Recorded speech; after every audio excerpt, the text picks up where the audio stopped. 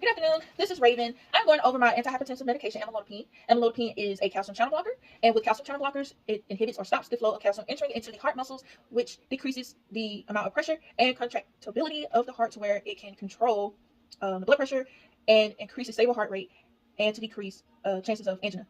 But as a nurse, they should monitor the blood pressure, heart rate, EKG, ECG, the medication treatment or therapy, and if the patient is being compliant to medication regimen. Also, for this medication, the nurse should assess for arrhythmias. Okay, let's see.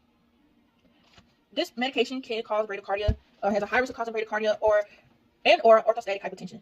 This medication should be avoided while taking, eating grapefruit or drinking grapefruit juice because it does cause interactions, severe interactions. That's all I can say. But anyway, the potential nursing diagnosis that we have is ineffective tissue perfusion, hence why we're trying to control the heart rate and blood pressure. Acute pain and deficient knowledge related to the medication and the disease process as well. Implementation, you want to highly educate the patient not to crush, chew, or open extended release capsules, and it can be given with or without food. The patient and family teaching, you want to instruct the patient to take this medication every day at the same time because this decreases the risk of them forgetting the medication and double dosing.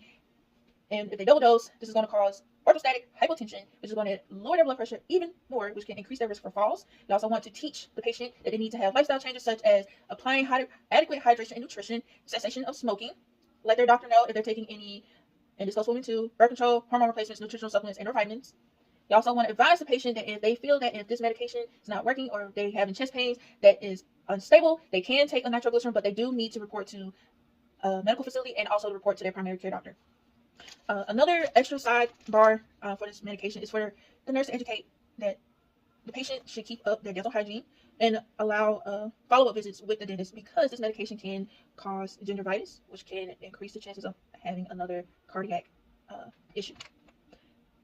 The evaluation or the desired outcomes for this medication is that you want to see decreased blood pressure, decreased heart rate, increase the well-being of the patient, and to monitor that the patient is being compliant with this medication, and to evaluate any signs and symptoms or adverse effects that this medication can cause a patient.